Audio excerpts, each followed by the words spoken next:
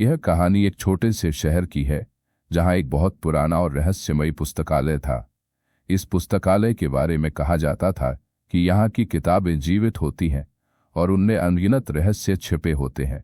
यह पुस्तकालय शहर के लोगों के लिए एक रहस्य बना हुआ था, क्योंकि कोई भी इसमें ज्यादा देर तक टिक नहीं पाता था।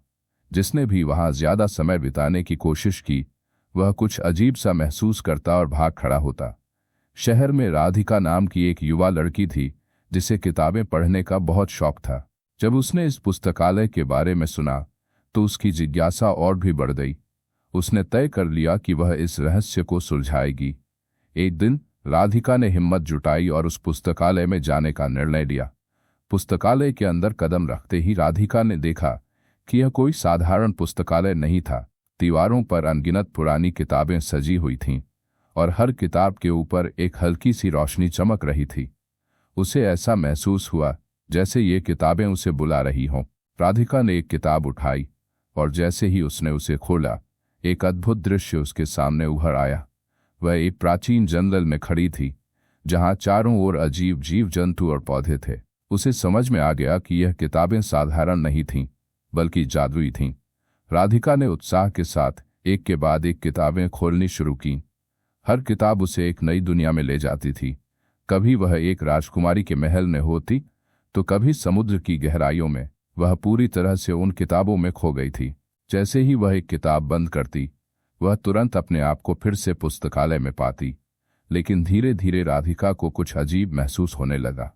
उसे लगा कि किताबों की यह जादुई दुनिया उसे अपने अंदर खींच रही है और वह वापस लौटने का रास्ता भूलने लगी। उसने घबराकर किताबों को बंद करने की कोशिश की, लेकिन जितनी तेजी से वह किताबें बंद करती, उतनी ही तेजी से और किताबें खुलने लगतीं। ऐसा लग रहा था जैसे पूरा पुस्तकालय जीवित हो गया हो और उसे अपने भीतर कैद करने की कोशिश कर रहा हो। राधिका ने डर के मारे जोर से चीख मारी और तभी अचानक एक बूढ़ा आदमी उसके सामने प्रकट हुआ।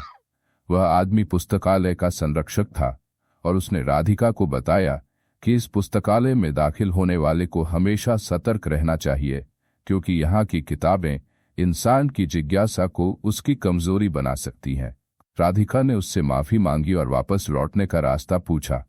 बूढ़े आदमी ने मुस्कुराते हुए एक विशेष किताब राधिका के हाथ में थमा दी और कहा, इस किताब को खोलो और तुम सुरक्षित घर पहुंच जाओगी। राधिका ने वैसा ही किया और जैसे ही उसने वह किताब खोली, वह एक पल में अपने घर के कमरे में पहुंच गई। वह पूरी तरह से हक्का बक्का रह गई थी। उसने कभी सपने में भी नहीं सोचा था कि वह ऐसा कुछ अनुभव करेगी। उस दिन के बाद राधिका ने उस पुस्तकालय की ओर कभी रुख नहीं किया, लेकिन उसने उस रहस्य को अपने दिल में हमेशा के लिए छिपा लिया। वह जानती थी कि कुछ रहस्य हमेशा रहस्य ही रहने चाहिए और हर किताब की अपनी एक दुनिया होती है, जिसे समझने के लिए दिल और दिमाग दोनों का संतुलन जरूरी होता है। Like and subscribe Musti Land for more interesting video. Thanks for watching.